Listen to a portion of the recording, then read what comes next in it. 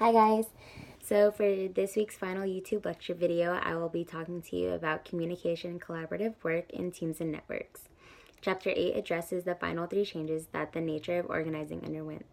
These include the new global demand for increased participation in decision making, new models of collaboration between and among managers and workers, and finally, a change from traditional top down bureaucratic models of communication and management to team, group, and network based models. This chapter explores how teams and networks can encourage new approaches to collaboration within and across organizations. So, to start off, I wanted to talk about the democracy in the workplace. The multiple stakeholder model asserts that organizations ought to be concerned with the interests of many different individuals and groups, not just shareholders or stockholders. Stan Dietz outlines 4 steps for increasing workplace democracy and shared decision making among a broad range of stakeholders. The first is to create a workplace in which every member thinks and acts like an owner. Next, we have reintegrate the management of work with the doing of work. Third, widely distribute quality information. And lastly, allow social structure to grow from the bottom rather than being reinforced from the top. Employee engagement, which is very important, is reflected in employees who are fully involved in and enthusiastic about their work. Leaders can increase this by communicating in ways that demonstrate caring, valuing of employees' contributions, and a clear connection between employees' work and the success of the company. Moving on to communicating in teams. A team-based organization is one that has restructured itself around interdependent decision making groups, not individuals, as a means to improve work processes and provide better products and services to customers. Teams are groups of employees with representation from a variety of functional areas within the organization to maximize the cross-functional exchange of information. In contrast, team-based organizations encourage informal communication and view all employees as capable of making decisions about how to manage work tasks. There are 3 basic types of teams and 2 advanced types of teams. The 3 basic types include project teams, work teams, and quality improvement teams. The project teams help coordinate the successful completion of a particular project. They have been used by organizations in the design and development of new products or services. These teams may struggle because they typically lack the communication skills needed to collaborate across different specialty areas and the divides between them. Next, a work team is a group of employees responsible for the entire work process that delivers a product or service to a customer. These teams are recognized usually by having the ability to improve an organization's efficiency. Successful work teams are supported by a commitment to employee engagement and empowerment. Lastly, quality improvement teams that the quality improvement teams used to be called quality circles, which are informal problem-solving groups. The goals of these teams are to improve customer satisfaction, evaluate and improve team performance, and reduce costs. Sorry for that little mishap. Moving on to the 2 advanced types of teams include virtual teams and community engaged teams. Virtual teams are groups of people who work together around the world that are supported by a range of technologies. A surface analysis of virtual teams can identify likely problems such as language barriers and differences in cultures, religions, and work customs and habits.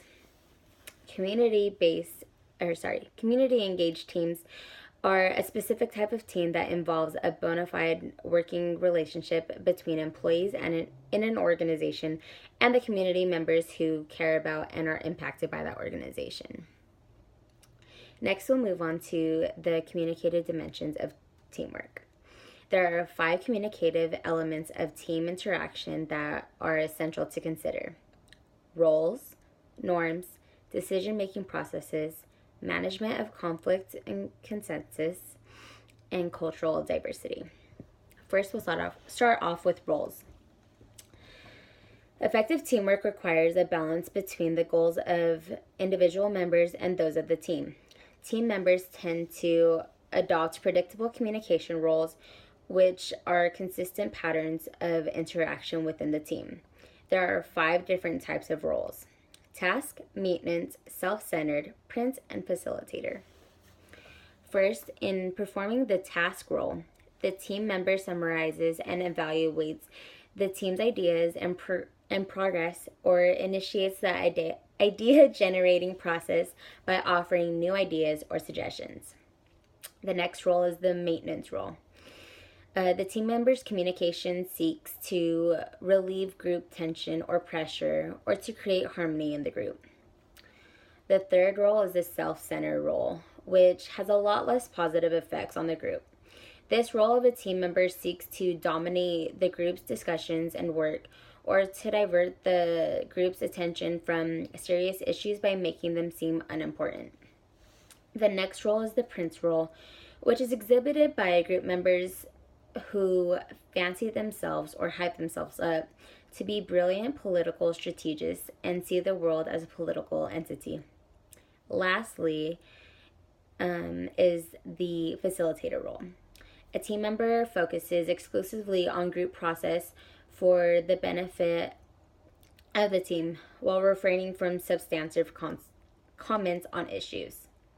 It is very possible to take on different roles depending on the time and place you're at in the moment. Next, I'll briefly go over the rest of the elements that make up the communicated dimensions as a whole. Norms are the informal rules that designate the boundaries of acceptable behavior in the group. Next, decision-making processes. In general, teams make better decisions than individuals. It also poses a number of problems. One big problem that occurs within decision-making processes are groupthink. This happens when team members go along with rather than critically evaluating the group's proposals or ideas. There are a number of strategies to deal with groupthink and help prevent it by having one team member responsible for ensuring that the team explores all sides of an issue. Next, conflict management through consensus means accepting the inevitability of differences and remaining committed to alternative perspectives. Creative decision making and the ongoing dialogue that can lead to these results, and the creation of consensus. Lastly, 4 common tactics that cross-culture teams use to manage their differences are: 1. Gather information. 2. Adapt to differing situations, issues, and needs. 3. Build social as well as task cohesion. And lastly, identify clear mutual long-term goals. Just to wrap things up, collaboration between and among employees and managers can occur in various ways and to varying degrees. Employee participation in decision-making is both natural and desirable. Teams and networks are now common in organizational forms for collaborative work. The drive for this type of organization comes from the realization that teamwork is more sufficient than individual work. Networks are emergent, informal, and somewhat less interdependent than teams. I really hope this video helps you out with my question that I am going to ask below. Thanks for a great semester, guys. Both of your videos were really helpful for my understanding of this whole topic and each chapter that we have gone through. And I wish you guys the best of luck on all your finals.